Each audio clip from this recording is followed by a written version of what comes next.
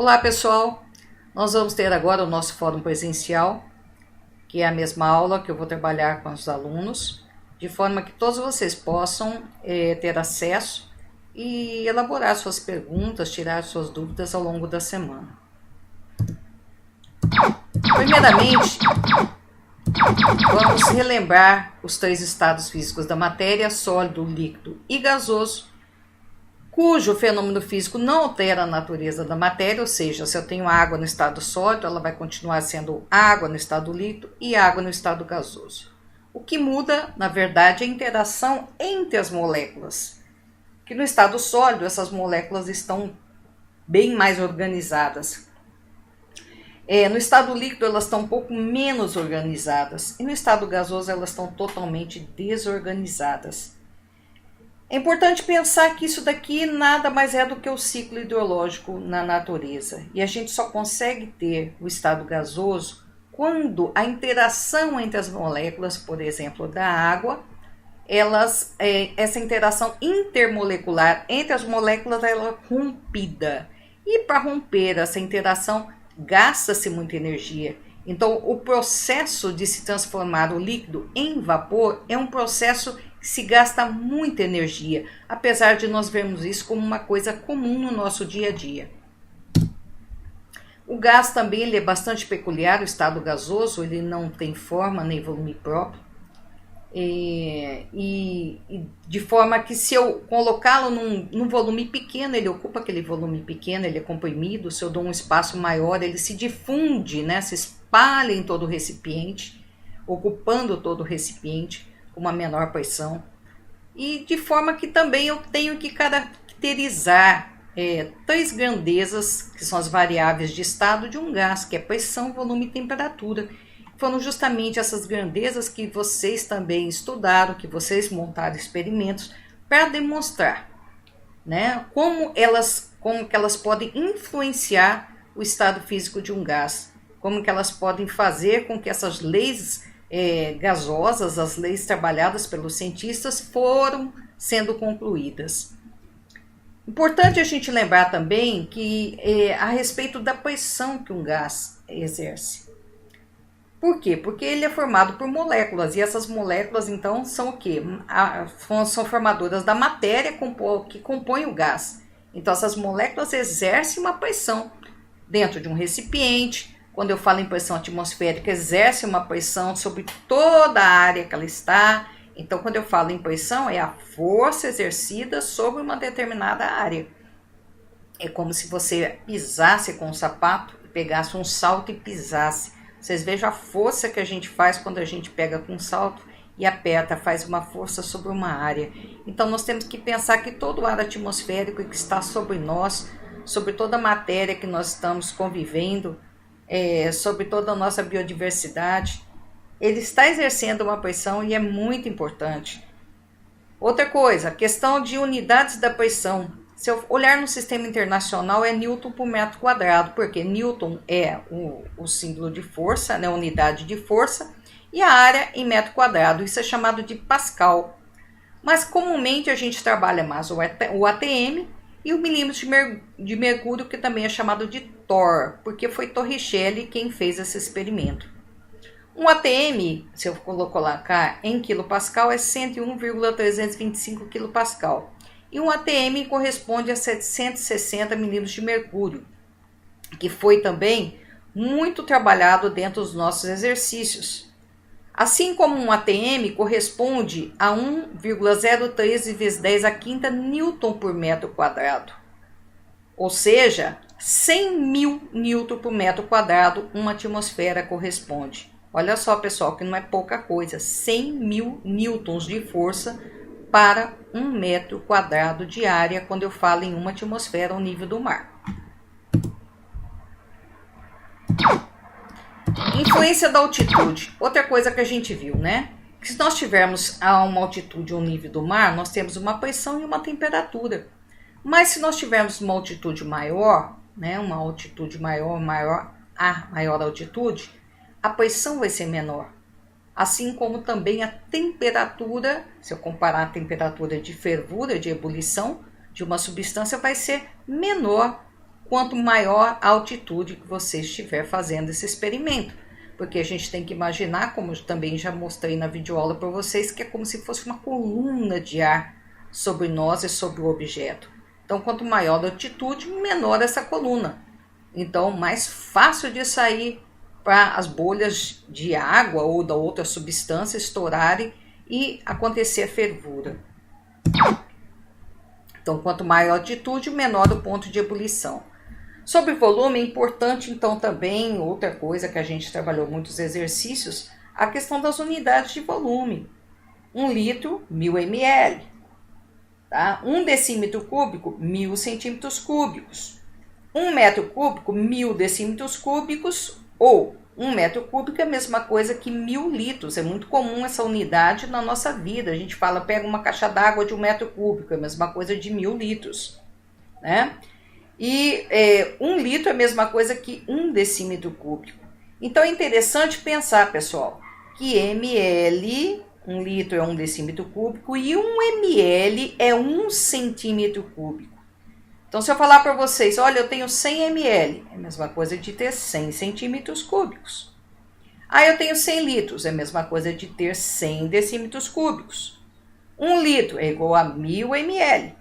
Então, são relações que vocês vão ver bastante dentro dos exercícios. Com relação à temperatura, como a gente viu que a temperatura, na verdade, é uma medida de grau de agitação molecular de uma determinada substância. Então, todos os sistemas você tem uma agitação molecular. E essa agitação molecular, a gente diz, né, que a gente mede, é a temperatura. Bom, é importante, mais uma vez, vou enfatizar para vocês, que nas leis dos gases não se trabalha a temperatura em graus Celsius, mesmo que no exercício esteja falando em graus Celsius, você tem que converter em Kelvin, porque todas as leis foram trabalhadas em Kelvin. Kelvin é o sistema internacional, assim como Newton por metro quadrado é para a pressão, Kelvin é a temperatura no sistema internacional de unidades.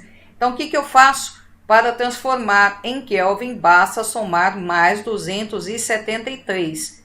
Todos os exercícios vocês têm que fazer isso. Bom, com relação às variáveis, às mudanças de estado, quais são essas 3 mudanças importantes que vocês estudaram? É a transformação isotérmica, térmica, termos é temperatura, ou seja, iso igual, mesma temperatura, que é conhecida como lei de Boyle-Mariotti. A isobárica, baros vem de pressão, mesma pressão, que é de Charles Gay-Lussac.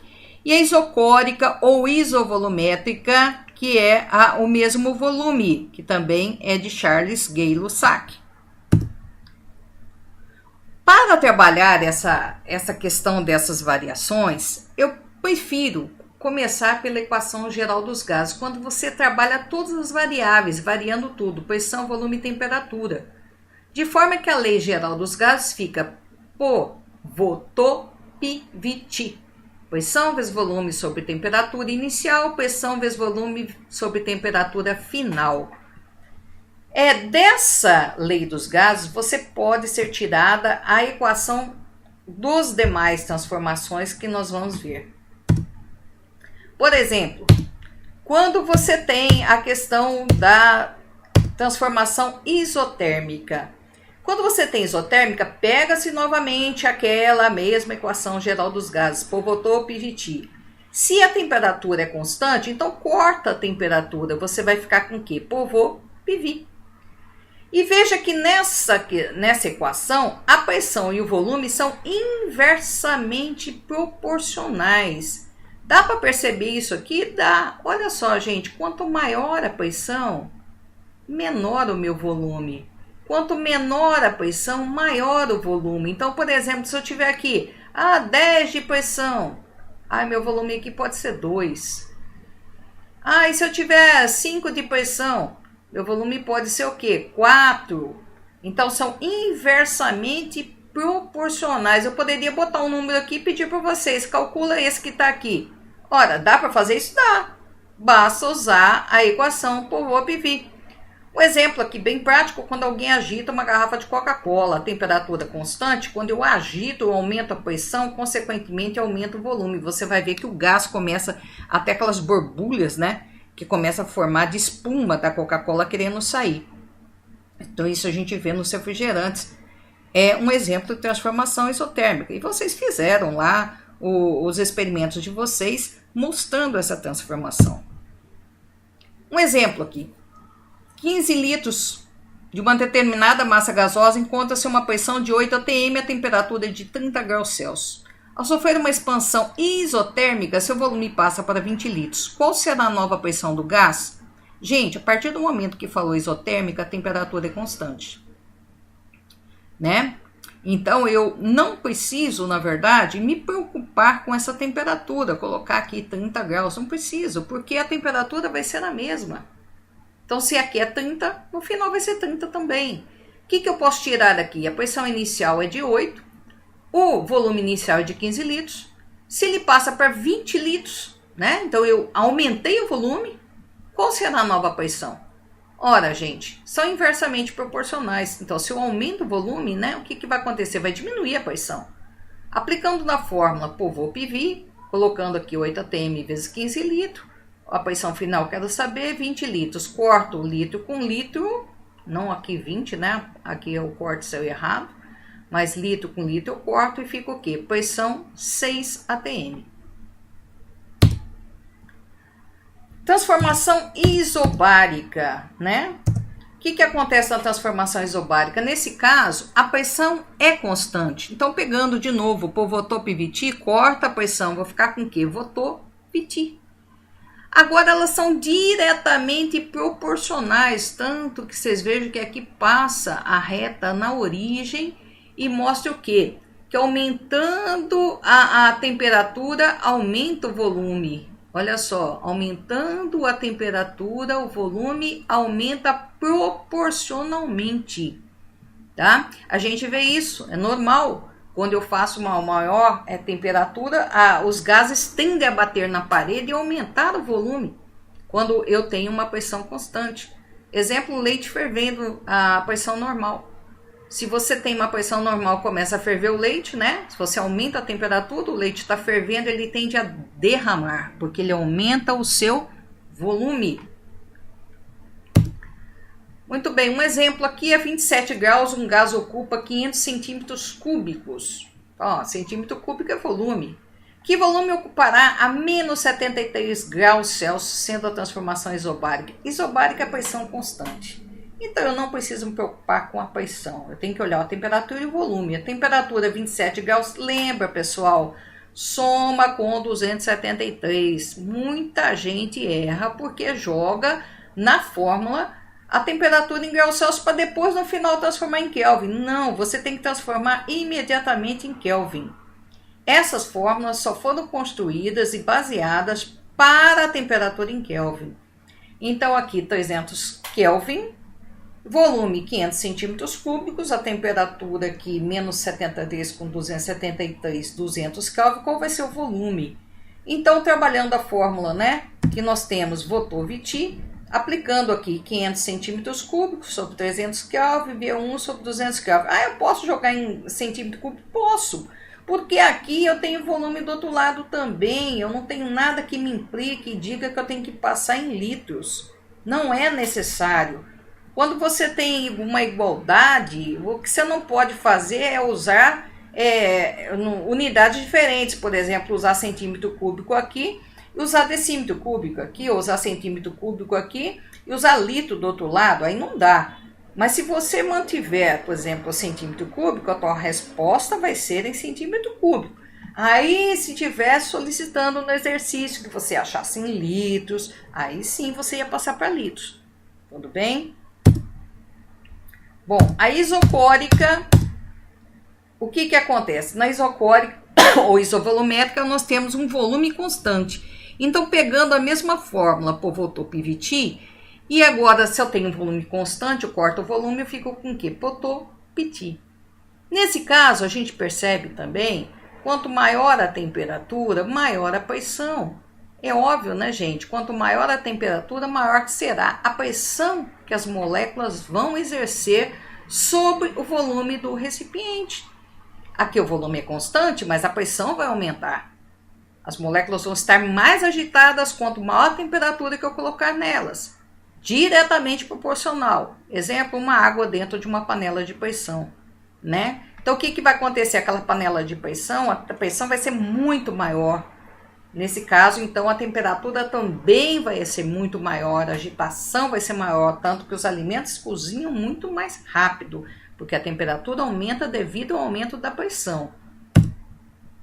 Um exemplo, um recipiente indeformável. Pessoal, apesar de não ter falado assim, o volume é constante, quando você fala indeformável, significa que o volume não varia, ele não vai se deformar. Hermeticamente fechado, ou seja, não troca nada com o sistema externo, com a vizinhança. Contém 10 litros de um gás perfeito a 30 graus, suportando a pressão de 2 atmosferas. A temperatura do gás é aumentada para 60, calcule a pressão final do gás. Bom, o volume é constante. Então eu não tenho que me preocupar com essa questão dele ser de 10, de 20, de 30 litros. Foi dado o volume, mas você não vai usá-lo. Muito bem, aí você tem a temperatura de 30 graus, o que você tem que fazer? Soma com 273, transforma em 303 Kelvin. Temperatura, pressão de 2 atm, a temperatura novamente você somou aqui 60 graus mais 273, que dá 333 Kelvin. Qual vai ser a pressão final? Potopiti. 2 atm, 303 Kelvin, qual vai ser a pressão final? 303 Kelvin. Aqui simplifiquei os volumes, K de Kelvin, e sobrou o que? ATM, ou seja, minha pressão vai ser em ATM, 2,2 ATM. Tá, esse resultado é esperado? Porque são diretamente proporcionais. Então, se eu aumentei a temperatura, também vai sair uma pressão maior. Se você achasse aqui uma pressão menor, já ia desconfiar que alguma coisa você fez errado. Equação de Clapeyron, que é a equação de estado também de um gás.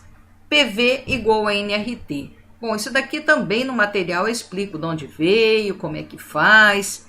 E essa equação de Clapeyron, a gente tem que lembrar pressão, volume, número de mols ou quantidade de matéria, vezes R, que é a constante dos gases, e a temperatura em Kelvin. Lembrando que esse N, o número de mols ou quantidade de matéria, a relação é massa sobre massa molar. Um exemplo, qual o volume ocupado por 1 mol de gás perfeito submetido a pressão de 5.000 newtons por metro quadrado a uma temperatura de 50 graus? Gente, aqui, vamos lembrar, 1 atm é 100.000 newton por metro quadrado. Isso que a gente tem que lembrar, tá ok? 100.000 newtons por metro quadrado, que é o 10 à quinta. Ok, pessoal? Nesse caso aqui, ele está 10 à quarta, tá? Errado aqui, eu coloquei certo aqui para vocês, ó. 5.000 newtons por metro quadrado vão dar quantos ATM, tá? Por que está transformando em ATM? Não podia usar em newton por metro quadrado? Não, inclusive o R aqui, se vocês analisarem, é 0,082 ATM vezes litro, mol vezes K. Ou seja, a pressão aqui, para usar esse R, essa pressão tem que estar em ATM. O volume tem que estar em quê? Litros. Então quer dizer que se for dado em outro volume, eu tenho que passar para litro? Nesse caso, tem. E a temperatura é óbvio que é sempre em Kelvin. Então, 50 graus mais 273, 323 Kelvin. Colocando aqui a questão da pressão, transformando 0,05 atm. Então, substituindo na fórmula, como eu quero achar o volume é N, R vezes T sobre pressão. Então, é 1 mol, já foi dado? Já, 1 mol vezes 0,082, 323 sobre a pressão, que é 0,05 atm. O que vai dar um volume de 529,72 litros. Então, é importante vocês observarem as unidades quando vocês estiverem trabalhando essa equação. Porque aqui não dá para eu cortar, eu não tenho igualdades, então eu tenho que necessariamente usar nas mesmas unidades da constante que está sendo dada. Outro conceito importante que a gente também trabalhou é a difusão, que é essa distribuição espontânea de um gás em outro, né? Olha, se você aqui tem um exemplo quando a gente abre um perfume, então a gente vê na hora o odor desse perfume. Porque essas moléculas elas passam, né, para a fase gasosa, chegando às nossas narinas, misturando-se com os gases que nós temos no ar atmosférico. A mesma coisa de um chaminé, você percebe um chaminé e o chaminé saindo lá aquela fumaça com gás, e esses gases vão se distribuir espontaneamente nos outros gases que existem ali na natureza. Aqui nesse esquemazinho, nessa representação, a gente vê que essas moléculas gasosas estão confinadas de um lado do recipiente. Quando você tira essa divisória, elas esparramam espontaneamente, ocupando todo o recipiente. Então é aquela história que o gás ele ocupa o volume que você dá para ele.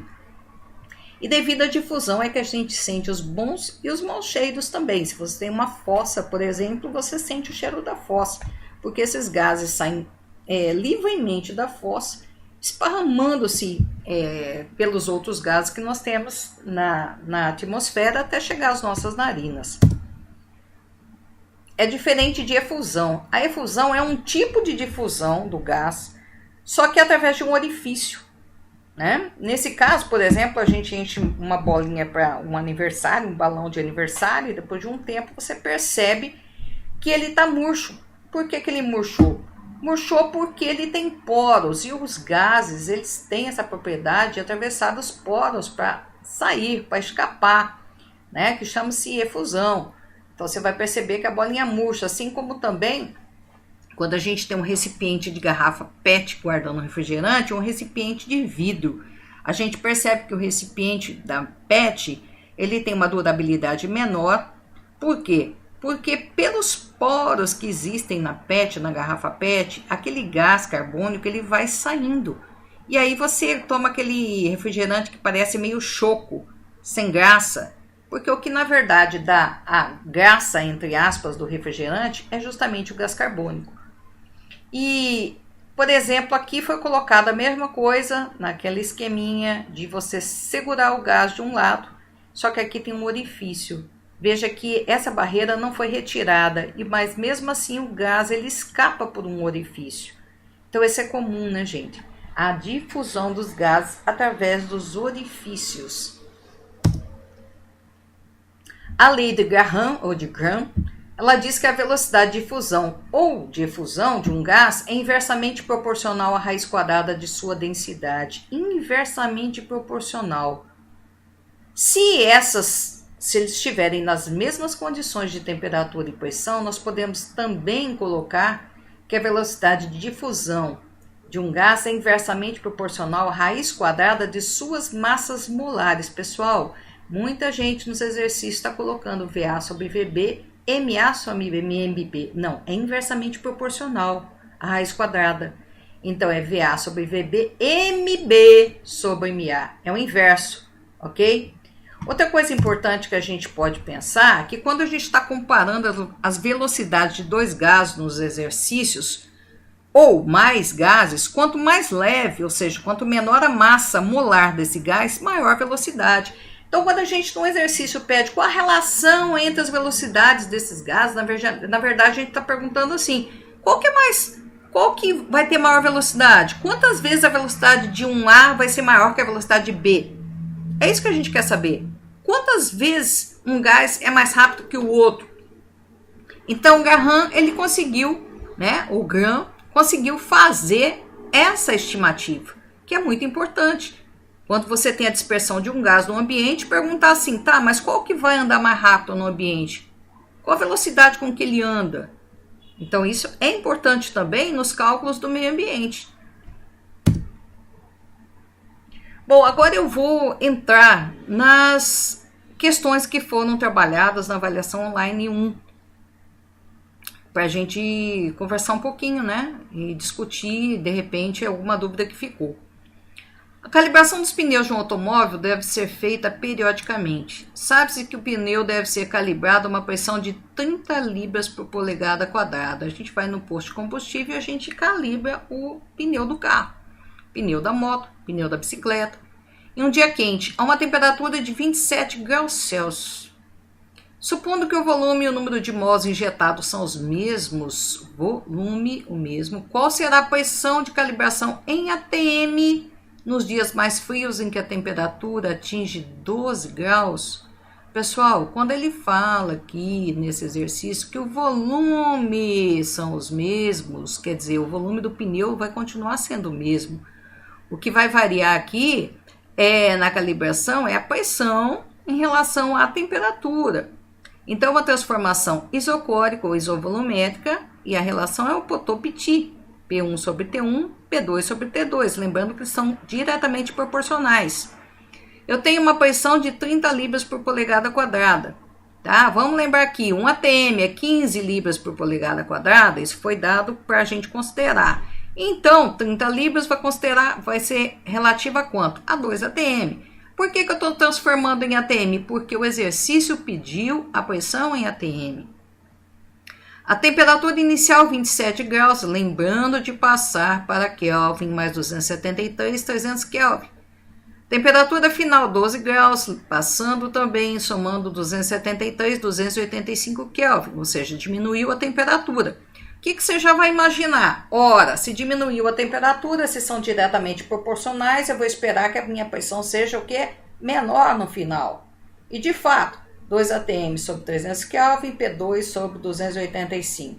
Tá? Isolando aqui, multiplicando 285 vezes 2, dividido por 300, que vai dar 1,9 ATM, ou seja, um pouco menor do que 2 ATM, que foi a pressão inicial. Tudo bem, pessoal?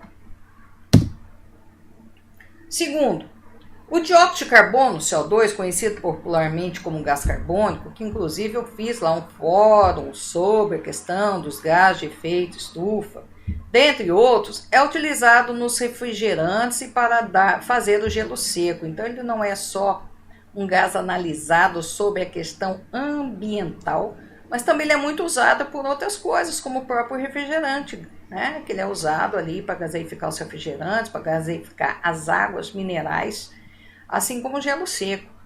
Considerando que 168 mililitros de gás carbônico a 760 milímetros de mercúrio e 290 graus são resfriados a 0 graus e a pressão constante, qual o volume que esse gás ocuparia em mililitros? Muito bem. Se a pressão constante, nós temos uma transformação isobárica, Poteau-Petit, volume e temperatura diretamente proporcionais. O que eu tenho de volume inicial? 168 ml. Com a temperatura inicial, 290 graus, que somando com 273, 563 Kelvin. Qual vai ser o volume final se eu resfriar para 0 graus, que é 273 Kelvin? Muito bem. Posso colocar em ml? Posso, aquela história que eu falei para vocês. Aqui vocês têm uma igualdade, então vocês podem usar em ml direto. Não precisa botar em litro para depois voltar para ml. Então, como eu quero a resposta em ml, então direto, fazendo a conta, 81,46 ml. Bom, era de se esperar? Sim, porque aqui, é claro, a temperatura diminuiu. Diminuiu bastante, né? Então, se ela diminuiu, é claro que o volume vai diminuir proporcionalmente. Terceiro, você brincou de encher um balão de gás na beira da praia até um volume de 800 mililitros.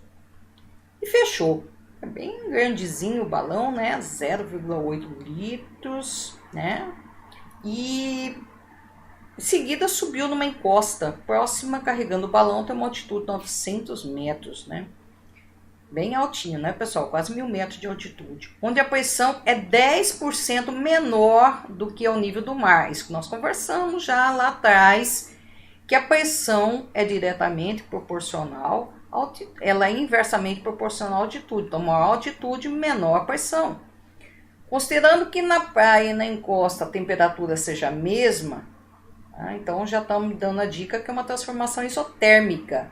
Qual será o volume de ar no balão em litros após a subida na encosta? Muito bem.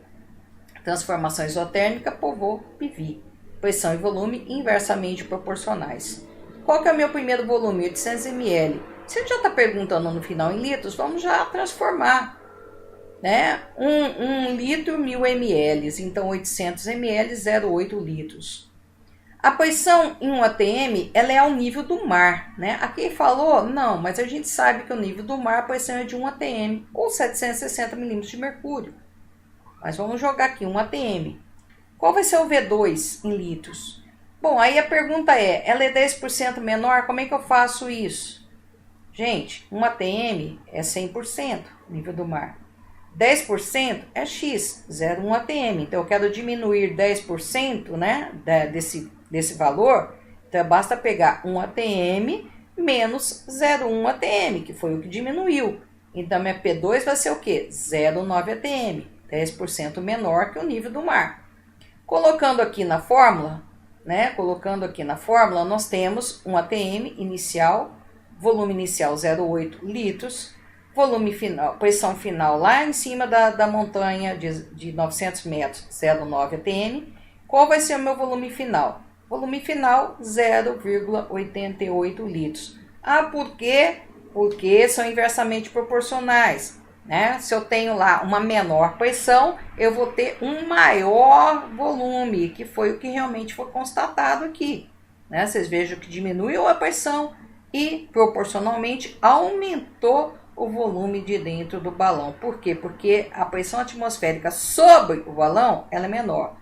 Então, os gases podem exercer lá dentro, né, empurrar com mais força, enchendo mais o balão. Quarto exercício. Um volume de 20 centímetros cúbicos de gás perfeito. Olha, vamos lembrar que centímetro cúbico é a mesma coisa que ml, né? Só para lembrar vocês. Encontra-se no interior de um cilindro sob pressão de 2 atm, com temperatura de 27 graus. Inicialmente, o gás sofre uma evolução isotérmica, de tal forma que seu volume passa a 50 centímetros cúbicos. A seguir, o gás sofre uma evolução isocórica e a pressão torna-se de 1,2 atm. Qual é a temperatura final desse gás em graus Celsius? Pessoal, eu fiz em duas partes. A primeira transformação. A transformação primeira, ela é o quê? Ela é isotérmica. Não saiu escrito aqui, né? Vamos lá. A transformação aqui, ela é isotérmica, ou seja, Poveau, PV, tá? Inversamente proporcionais. O volume inicial, 20 centímetros cúbicos. Qual que é a pressão inicial? 2 atm, temperatura 27 graus. Volume final, 50 centímetros cúbicos. Qual a pressão final? Primeira coisa, ela é 27 graus, mas a transformação é isotérmica. Então, eu não estou preocupada no momento com a temperatura, simplesmente com a pressão e volume. 2 atm vezes 20 centímetros cúbicos. Qual vai ser a pressão, no caso? Está me perguntando a pressão. Se aumentar para 50 centímetros cúbicos. Então, vocês vejam que a pressão ela diminuiu. Por que ela diminuiu? Porque aumentou o volume. São inversamente proporcionais. Aumentou o volume e diminui a pressão. Segunda parte. Transformação isocórica. Isocórica é volume constante. Poveau, PT. Né? São diretamente proporcionais. Você tem agora uma pressão de 0,8. Nós acabamos de achar. Uma temperatura de 27, né, que é o que tinha sido dado para a gente, que corresponde a 300 Kelvin. A pressão passou para 1,2. E qual vai ser a temperatura em graus Celsius? Gente, nem de longe você inventa de colocar a temperatura aqui em graus Celsius para achar direto em graus Celsius. Lembra que sempre é em Kelvin que você trabalha nas equações. Colocando em Kelvin aqui, eu acho que a temperatura é 450 Kelvin. Ora, aumentou, porque se eu aumento a pressão, aumenta a diretamente proporcional à temperatura. Depois é que eu trabalho essa temperatura em graus Celsius. Se a temperatura em Kelvin é graus Celsius mais 273, significa que em graus Celsius é em Kelvin menos 273. Ou seja, 450 menos 273, o que vai me dar uma temperatura de 177 graus Celsius. 5. 5 é na respiração normal de um adulto, num minuto são inalados 4 litros de ar, medidos a 25 graus e 1 atm de pressão. O mergulhador a 43 metros abaixo do nível do mar, onde a temperatura é 25 graus e a pressão de 5 atm, receberá a mesma massa de oxigênio se inalar que volume em litros? Bom, pessoal, vocês vejam que aqui, apesar de não ter falado que a temperatura é constante, aqui foi medida 25 no nível do mar, né, no primeiro momento, e depois a 43 metros abaixo do nível do mar, novamente a temperatura permaneceu 25 graus. Então, a transformação é isotérmica. Se é isotérmica, pô, vou pedir. Qual que é o volume inicial? 4 litros, tá? Ah, por que eu coloquei em mililitros? Porque aqui já foi pedido em mililitros. Então, eu transformei 1 litro, 1000 ml, 4 litros, 4000 ml. A pressão ao nível do mar, 1 atm, tá? E qual vai ser o volume se a pressão passar para 5 atm? Então, 1 atm vezes 4.000 litros. Se passar para 5, qual vai ser o volume? Gente, vamos lembrar que o volume, nesse caso aqui da equação isotérmica, da transformação isotérmica, são inversamente proporcionais. Então, vocês vejam que aumentou a pressão, diminuiu proporcionalmente o volume. O volume foi bem menor, né? Qual a massa de oxigênio que ele vai inalar, que nesse caso aqui, para ele inalar a mesma massa, qual vai ser o volume que ele vai ter que usar em mililitros. Então, vocês vejam que é um volume menor para que ele possa usar a mesma quantidade de oxigênio no nível do mar. Número 6. A atmosfera é composta por uma camada de gases que se situam sobre a superfície da Terra. Imediatamente acima do solo, localiza uma região da atmosfera conhecida como troposfera, na qual ocorrem nuvens, os ventos, a chuva. Então, está aqui onde nós estamos, né? Ela tem uma altura de 10 km aproximada e a temperatura no seu topo é menos 60 graus e sua pressão 0,5 atm. Então, vocês veem que a temperatura lá é bem baixa, né? E a pressão também é metade aqui, né, do que nós temos ao nível do mar. Se um balão resistente a altas pressões, cheio com gás hélio, até um volume de 12 litros, a 760 milímetros de mercúrio e 27 graus Celsius for solto, qual será o volume em litros deste balão quando chegar ao topo da troposfera? Gente, aqui vocês vejam que não se trabalhou nada constante. Foi se trabalhado tudo, litro, volume, pressão, temperatura. Aqui, mesma coisa, né? Temperatura, pressão, nada. A questão aqui, nada se manteve constante. Quando você não tem nada constante, ainda se perde volume, nesse caso aqui na troposfera, então eu tenho a equação geral dos gases por Votopivitin, que tudo está variando. Pressão, volume e temperatura. Então a pressão inicial, 760 milímetros, que é o nível do mar, né, ou 1 atm, volume 12 litros, né, que também foi dado, temperatura 27 graus, que somando dá 300, lá na troposfera, quanto que é a pressão? 0,5 atm, temperatura menos 60, que vai dar 213 Kelvin, qual vai ser o volume? Então basta você jogar aqui na fórmula os determinados dados da equação, na equação. Então, 1 atm vezes 12 litros sobre 300, 5 atm vezes V2 sobre 213 Kelvin.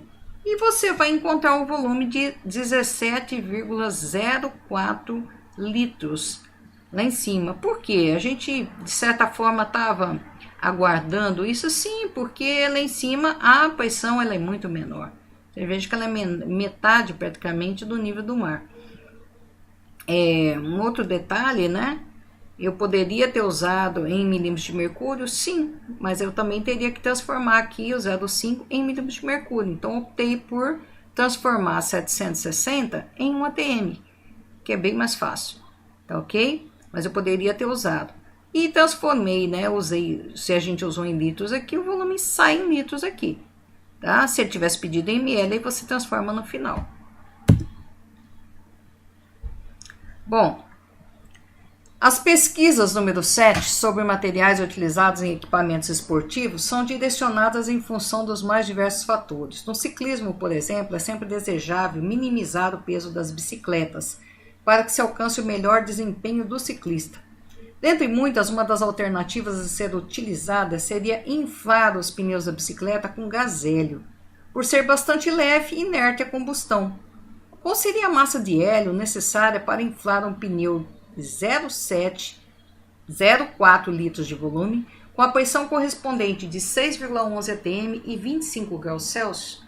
Aqui foi dada a constante universal, os gases, 0,082 atm vezes litro mol por K, a massa do hélio, né, do gás hélio, que no caso é monatômico, He apenas, 4 gramas por mol, e pela equação de Clapeyron, né, que está pedindo para nós qual a massa, no caso, né, qual seria a massa de hélio, já nos dá um bom percurso de que não foram dadas variáveis iniciais e finais, como acontece naquelas transformações gasosas, isotérmica, isobárica e isocórica, mas foi dado uma pressão, um volume, uma temperatura. Então isso já me dá a dica de que eu vou usar PV igual a nRT.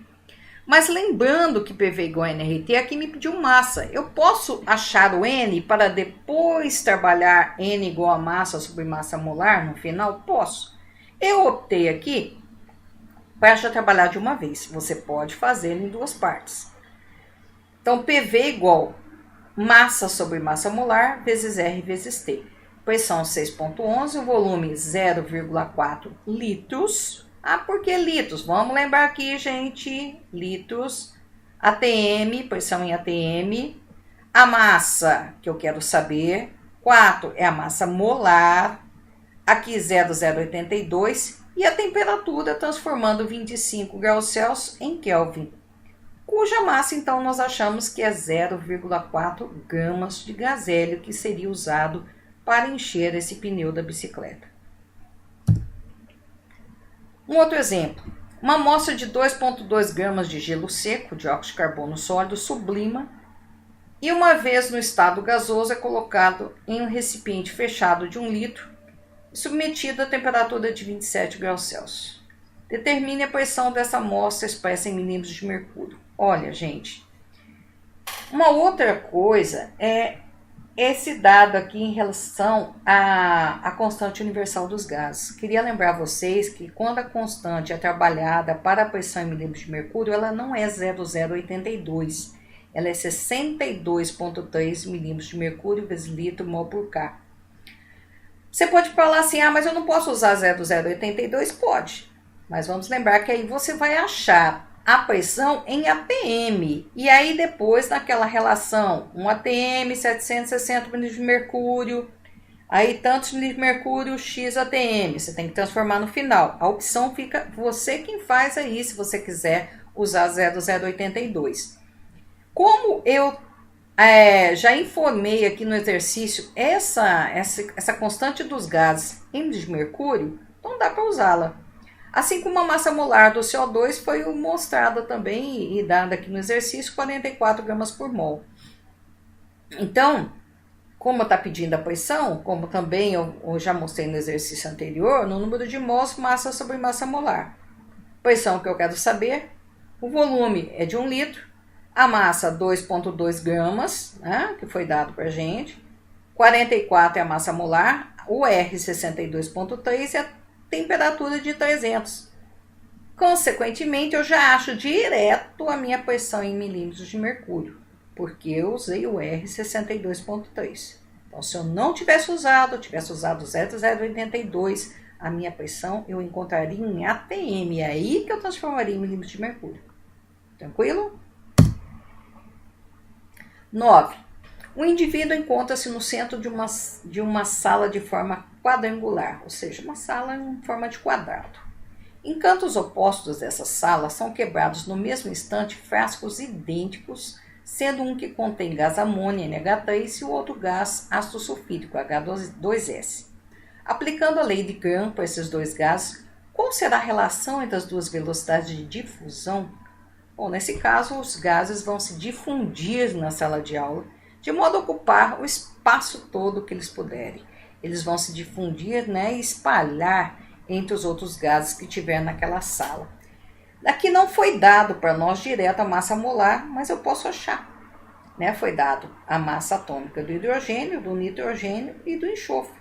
A massa molar do H2S, basta pegar a massa atômica do hidrogênio 1, multiplicar por 2, porque são 2 vezes aqui o hidrogênio. Mas apenas uma vez que eu tenho aqui o enxofre, né? Então eu pego a massa 32 vezes 1, somando 34 gramas por mol. A massa do NH3, eu pego o nitrogênio, que é 14 vezes 1, que eu tenho uma vez só. Pego o hidrogênio, que a massa é 1, e multiplico por 3. Consequentemente, achei 17 gramas por mol. Olhando, analisando aqui, só pela massa molar, eu poderia dizer quem é o mais rápido dos dois, quem tem maior velocidade, é o que tem menor massa. Então, eu já espero encontrar no meu exercício que o NH3 tem uma velocidade maior que o H2S. Agora, não é simplesmente dizer no exercício, o NH3 vai ser mais rápido, vai ter maior velocidade que o H2S. Não, eu quero saber qual é a relação. Quando eu pergunto qual é a relação, eu estou perguntando numericamente também. Não apenas qualitativamente, mas quantitativamente. Quanto é isso? Então, a velocidade do NH3 sobre a velocidade do H2S é a relação inversa das suas massas molares. É massa molar do H2S sobre massa molar do NH3.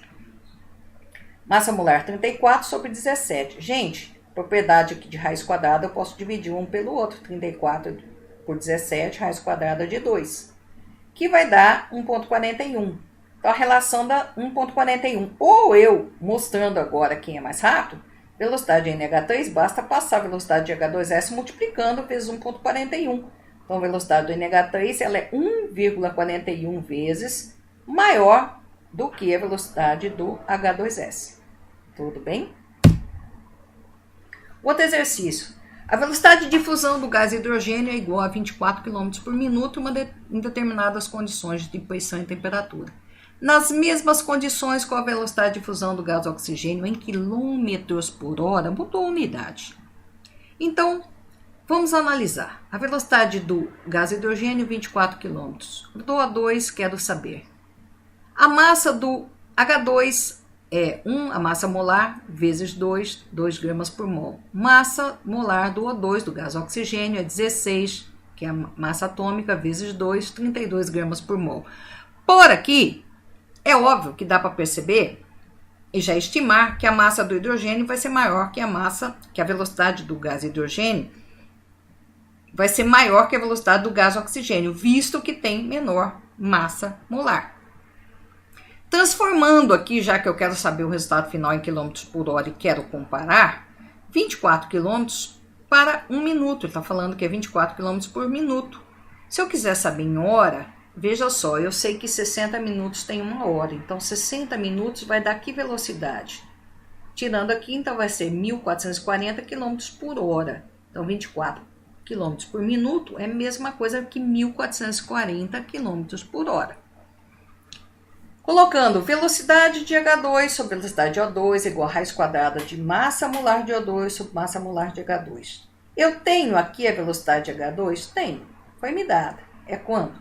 1.440 km por hora sobre a velocidade de O2. Qual que é a massa molar do O2? 32 e a massa molar do H2? 2. 32 por 2, raiz quadrada de 16. Raiz quadrada de 16, 4. Então, aqui, passando a velocidade de O2 para lá e 4 para cá, né? O que vai dar? A velocidade de O2 é 1.440 dividido por 4, que vai dar 360 km por hora. Ora, é menor do que a velocidade de H2? Claro que é menor. Por quê? Porque a massa do O2 é menor do que a massa molar do H2. Passando agora para a questão da termodinâmica, a nossa unidade 2, né? A termodinâmica, nós também já fizemos uma aula de revisão sobre ela, mas só para dar mais um reforcinho. Ela busca a relação entre calor, energia e trabalho, analisando quantidade de calor trocada, que trabalho que foi realizado naquele processo físico. A gente viu que o estado de termodinâmico, ele é um conjunto dessas variáveis, né? Pressão, temperatura, volume, aquilo que eu posso medir macroscopicamente. Eu posso medir essas variáveis. Inclusive porque a maior parte da termodinâmica, né, se a gente analisar, ela estuda dentro do sistema gasoso, que é o mesmo estado físico que nós já estudamos, estudo dos gases. Por isso é até uma sequência. Eu trabalho estudo dos gases, depois a gente trabalha a termodinâmica. E o processo termodinâmico é essa forma que ocorre nessa variação no estado termodinâmico que eu analiso, que é aquilo que a gente viu, por exemplo, durante a variação do estudo da pipoca, que foi aquela videoaula que eu trabalhei com vocês, no qual a gente mostrava a pressão que o vapor d'água fazia dentro do milho de pipoca para poder transformar aquela parte do amido naquela parte gelatinosa que a gente come. E tamanha pressão que exerce ali dentro, através da absorção de calor. Então, a termodinâmica trabalha isso, aquelas coisas do nosso dia a dia que a gente vê e que às vezes a gente não pensa pelo lado físico-químico. Ela pode ser explicada de uma forma muito simples e a contento dessas análises que a gente fez. A temperatura e o calor são terminologias muito confundidas, né, e que eu tentei, né, dentro do possível, elucidar para vocês a diferença. Então, quando a gente fala em um corpo qualquer, a gente tem que pensar que ele tem uma energia interna. Isso a gente já tem batido bastante nessa tecla. E essa energia interna é devido à energia das moléculas, energia cinética de rotação, translação, da ligação entre os átomos, que a gente resume em energia interna, ou seja, energia cinética, né, que essas moléculas têm dentro de um corpo, que as moléculas não estão ali paradinhas, né, mas elas têm toda uma agitação. E a temperatura é justamente essa medida dessa energia cinética de um corpo, né, do movimento dos átomos ou das moléculas desse corpo. Então ela está associada a essa percepção sensorial de quente, de frio, e o que então a gente mede, na verdade, nós medimos não o calor, mas nós medimos a temperatura, né, que é essa medida dessa energia de um corpo. E o calor, na verdade, é energia em trânsito, ele está associado a fluxo de energia, em qual você coloca dois corpos com temperaturas diferentes, e o calor sempre ele vai de um corpo mais quente para um corpo mais frio, até que eles atinjam o seu equilíbrio térmico. Então, não tem sentido eu falar no nosso mundo real, falar espontaneamente de uma transformação, né, de uma passagem do fluxo de energia do mais frio para o mais quente, é sempre do mais quente para o mais frio. E justamente isso é chamado de calor. Isso a gente vê no nosso dia a dia, né? Nós percebemos isso nas práticas do dia a dia, essa transferência de calor. Todos nós somos participantes dessa questão da energia transferida, e a gente sente isso sensorialmente com as nossas mãos, né? Com os experimentos que a gente faz. É possível a gente perceber isso. Também a energia de um corpo ele pode aumentar sem necessariamente você falar em diferenças de temperatura. Mas você pode fazer uma transferência de uma energia de um corpo, né, para o outro através da energia mecânica. Isso nós damos o nome de trabalho. Então o trabalho é uma forma de transferência de energia, mas é uma transferência de energia realizada pela força, pela energia mecânica, que foi aquele exemplo do prego com martelo que eu dei para vocês, no qual a gente martelando, a gente percebe que a gente está transferindo a energia do martelo para o prego. Como que a gente até percebe sensorialmente, percebendo que aqui no prego ele ficava mais quente, tá? Então é uma energia mecânica se transformando em energia térmica nesse caso. Então, a primeira lei da termodinâmica que a gente trabalhou nesses exercícios também é a lei da conservação de energia. Ela nunca pode ser destruída, mas transformada. A energia começa ali quando a gente pensa na energia solar. A energia que faz a fotossíntese, né? Que faz com que a energia solar se transforme em alimento para as plantas.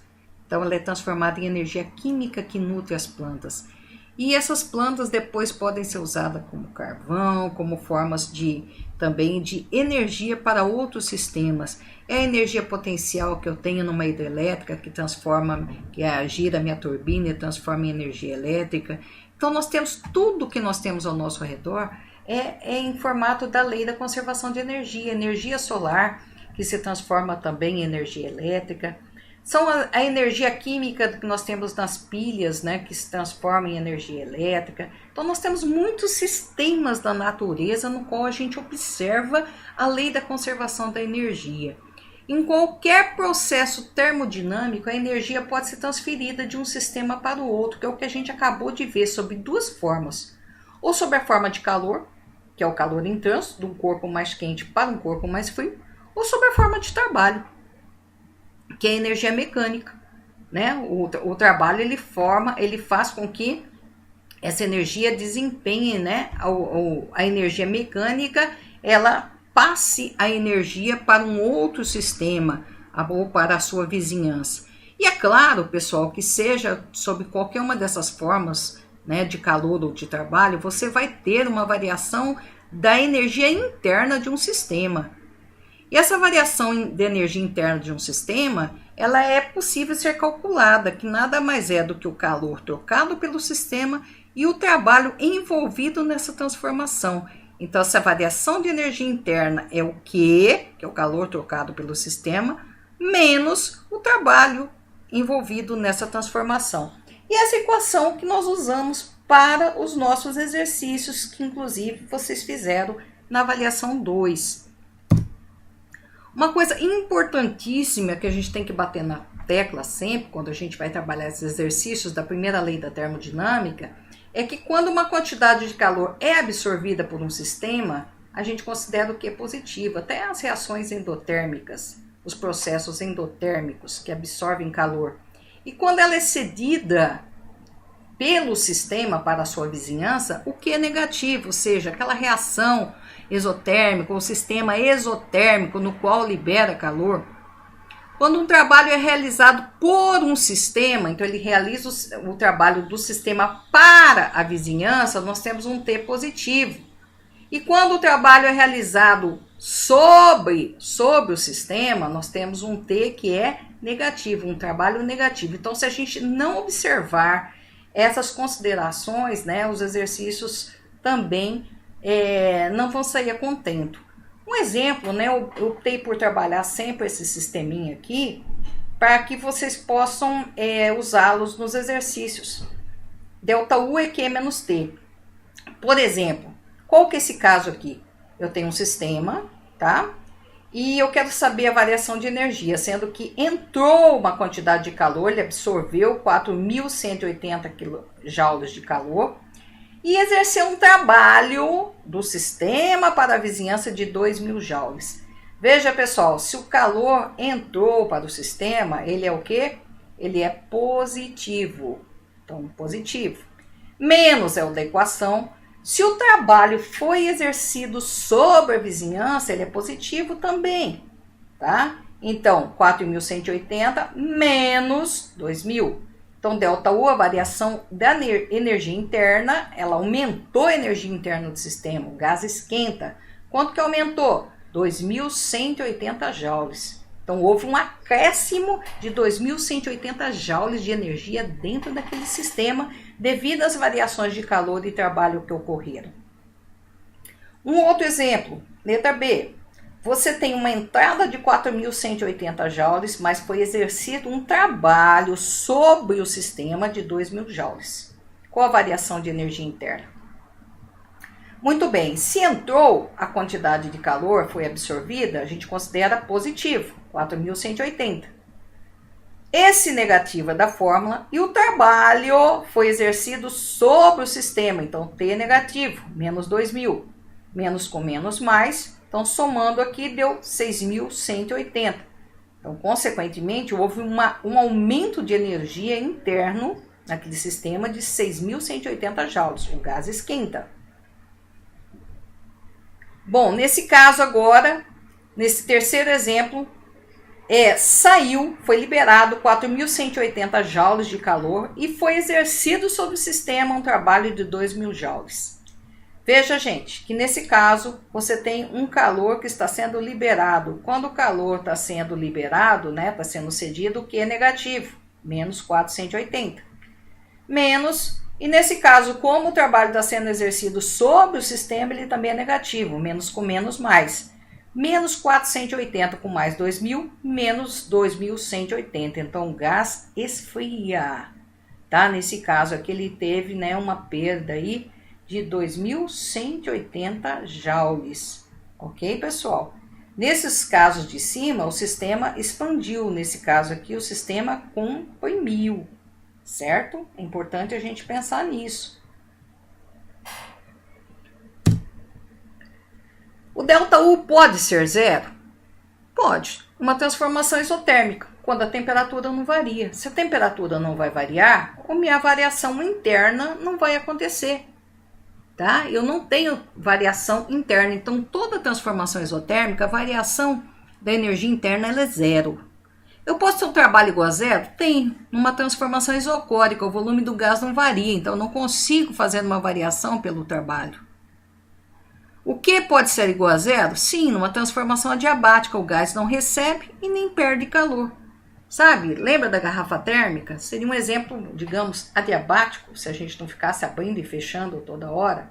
Então o gás não recebe nem perde calor. Veja bem, mais uma vez, do corpo quente para o corpo frio o calor é espontâneo. Do corpo frio para o corpo quente o calor não é espontâneo. São processos da natureza. Aqui, energia mecânica pode se transformar em calor? Completa, tá? Eu posso transformar uma energia mecânica em calor. Lembra a questão do martelo? Eu martelo e sinto calor em cima do prego. Tá? Vocês lembram que do liquidificador? Que a gente ligava o liquidificador com a água dentro e a água esquentava. Agora, é possível pegar o calor e transformá-lo totalmente em energia mecânica? Não. Não é, que é justamente a questão da máquina térmica. Não é possível construir uma máquina térmica que transforme integralmente calor em trabalho. Que é justamente aquele exemplo que eu pedi para vocês transformarem. Uma outra coisa também que eu acho bastante interessante pensar, nesse primeiro exemplo, até discutindo já o primeiro exercício, né, que eu fiz para vocês prático, eu quero fazer uma pergunta para vocês. Vocês conseguiram ver a água ferver em banho-maria na latinha em relação à água que estava fora? Foi possível fazer isso? Não havia diferença de temperatura. Então, será que aquele calor de fora, da fervura, foi suficiente para ferver a água de dentro da latinha? Se não houve diferença de temperatura? Olha só, pessoal, transferência de calor precisa ter diferença de temperatura. Vamos pensar. A questão da máquina térmica, então, no primeiro da lei da termodinâmica, um sistema gasoso, não é possível que a energia seja criada ou destruída, ela é apenas armazenada ou transferida para o meio. Segundo a lei da termodinâmica, não há processo, o calor é convertido integralmente em trabalho. Então, vocês lá usaram, no exemplo de vocês, uma fonte quente, para aquecer a água dentro da latinha. E essa água da latinha, ela exercia um vapor de forma a exercer um trabalho sobre a hélice que queria girar. Mas será que todo o calor que foi absorvido pela lata foi convertido em vapor para realizar o trabalho? Não, houve uma perda, tanto que deve ter esquentado o ambiente que vocês estavam. E a lata também ficou quente pra caramba. Então, a perda, você não consegue transformar tudo. É o que acontece nos motores dos carros. Existe lá uma combustão do combustível que movimenta os pistões, que faz com que o carro ande, mas nem tudo aquilo, daquele calor obtido daquela combustão, ele é usado para a movimentação do carro. Uma parte dele fica lá esquentando o motor. Tanto que nós temos o radiador, senão o motor vai fundir, tanto esquentar. Bom, aí os exercícios que eu pedi que vocês trabalhassem. Uma coisa importante, eu também fiz uma videoaula mostrando a relação entre caloria e joule, quilocal, quilojoule, que eu também deixei à disposição para vocês. Então, o gás ideal sofre uma transformação, absorve 150 calorias de energia na forma de calor e expande-se realizando um trabalho de 300 joules. Considerando uma caloria 4,18 joules, com a variação de energia interna em joule. Então, olha só, mesmo que eu tenha tido aqui o dado em caloria, já vamos transformar em joule, já que a pergunta é em joule. Uma caloria 4,18, 150, 627 joules. Eu usei o mesmo esqueminha. Vamos procurar, pessoal, usar um esqueminha nos exercícios para que vocês se habituem a resolvê-lo sempre da mesma forma. Senão, cada hora se resolve de um jeito, fica muito difícil. Então, olha, a entrada aqui foi de 627 joules. Ele absorve, entrou calor no sistema. Qual a variação interna, né? Qual a variação interna? E ele expandiu, ele exerceu um trabalho de 300 joules. Perceba que a ΔU é Q menos T. Se entrou calor no sistema, 627 joules. Menos... O que acontece no trabalho aqui? O trabalho é positivo ou negativo? Positivo, porque ele está exercendo sobre a vizinhança. Então, 627 menos 300, 327 joules. Ou seja, nós temos um aumento da energia interna de 327 joules de calor. O gás esquenta, houve uma expansão. Segundo, numa transformação gasosa reversível, a variação da energia interna foi de 300 joules positivo. Então, agora foi me dado o ΔU. Não está pedindo ΔU, foi dado para mim ΔU. Houve a compressão, e o trabalho realizado pela força de pressão foi 200 joules. Gente, quando você tem uma pressão, o trabalho exercendo sobre o sistema, lembra que ele é negativo, já botei aqui negativo, né? E aí, no caso, pergunta qual a quantidade de calor envolvida nessa transformação. Queria saber justamente esse Q aqui. Quanto foi? Então, ΔU é Q menos T. Quanto que é a variação? 300. Q, eu quero saber. Menos, o trabalho é o quê? Negativo. Menos com menos, mais. Então, mais 300 é o OQ mais 200. Então, o Q vai ser 300 menos 200, o Q é 100 joules, ou seja, houve absorção de calor pelo sistema.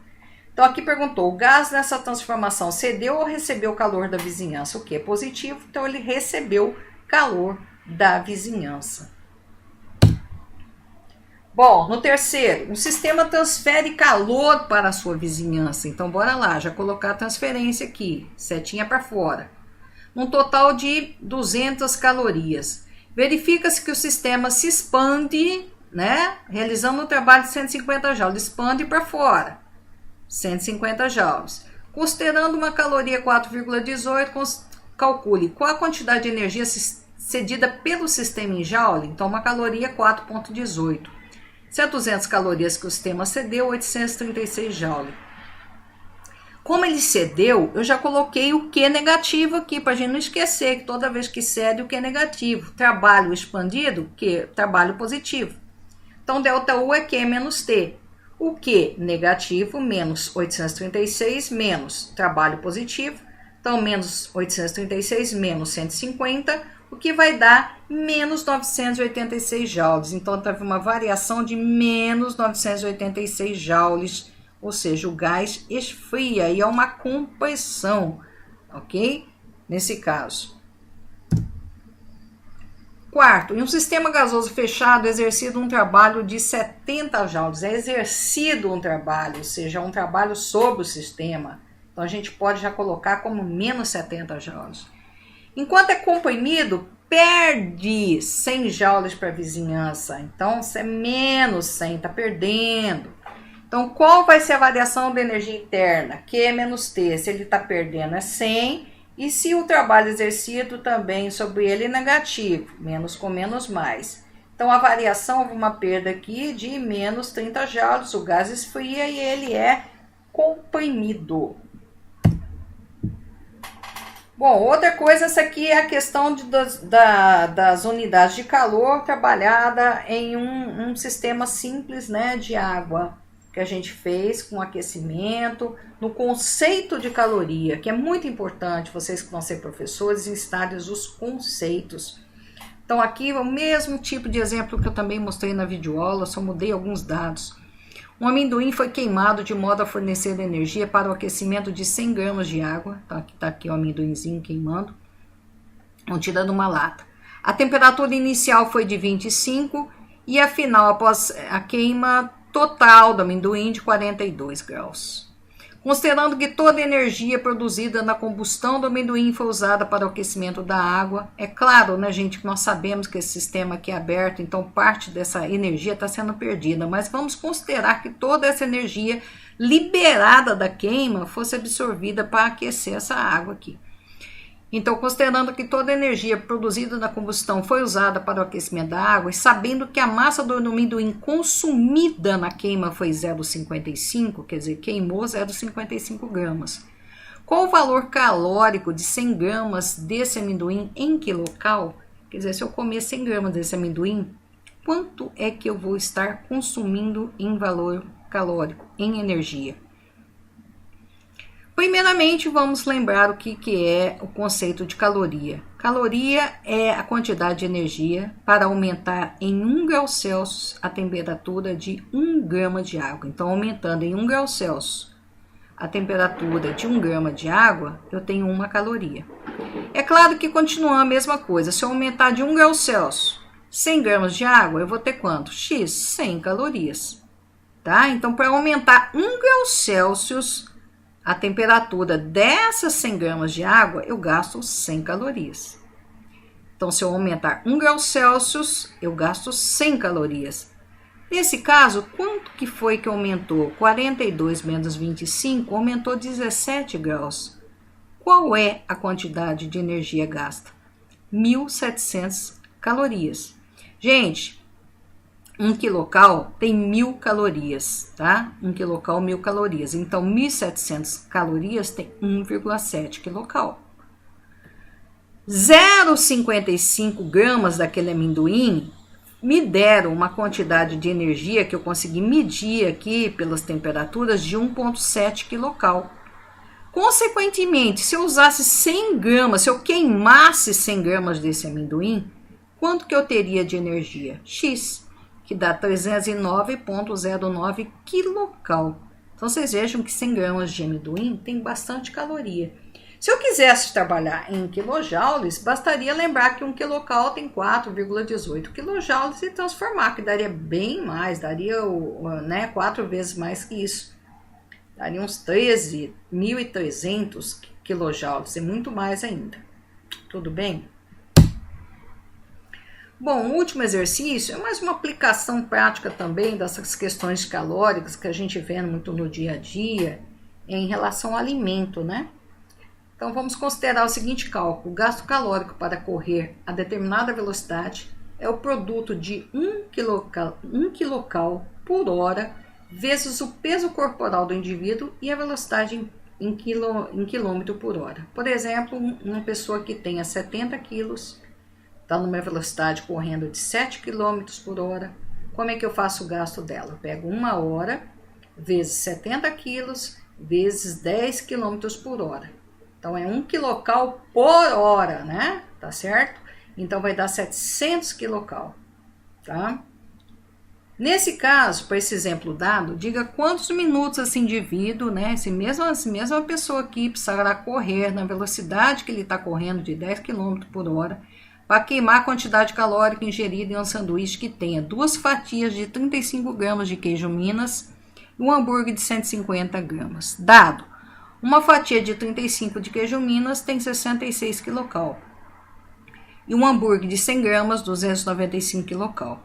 Então, o valor calórico do sanduíche. Se uma fatia tem 66, então o que acontece? Eu tenho 2 fatias, 2 vezes 66, 132 quilocal. É isso que a gente faz no nosso dia a dia, né? Vai somando, vai multiplicando as calorias.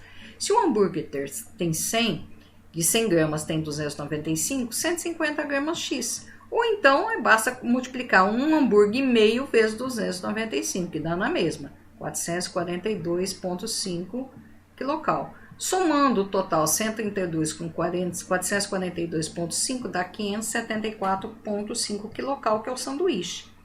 Se uma hora, que é 60 minutos, eu gasto 700 quilocalorias, consigo gastar do meu organismo 700 quilocalorias, queimar.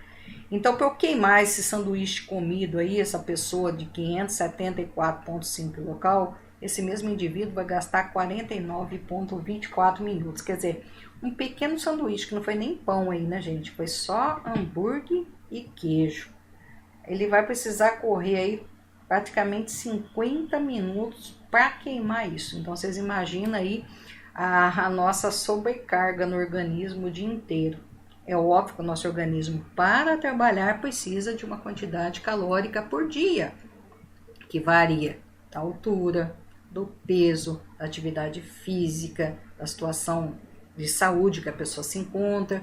Por isso que também as dietas são particulares. Eu não posso passar minha dieta para você e você para mim, porque cada um tem seu biotipo e sua necessidade de acordo com a idade e de acordo com a situação em que ele vive, a forma que ele gasta, o que ele come. Ok, pessoal? Bom, eu agradeço a vocês pela atenção até o momento. Eu desejo que vocês estudem para essa prova com bastante empenho, que vocês revisem esses exercícios trabalhados, que vocês revisem as videoaulas. Tem muitas coisas que eu não falei aqui, porque já estão lá na videoaula, nas videoaulas que eu gravei, que disponibilizei para vocês, nas revisões, nos slides, nos fóruns. Então, aproveitem essa semana para tirar todas as dúvidas que vocês têm. Olha bem os exercícios, olhem bem tudo que a gente trabalhou, e eu estou à disposição de vocês para qualquer dúvida. Tudo bem? Tá? Bons estudos e uma boa prova.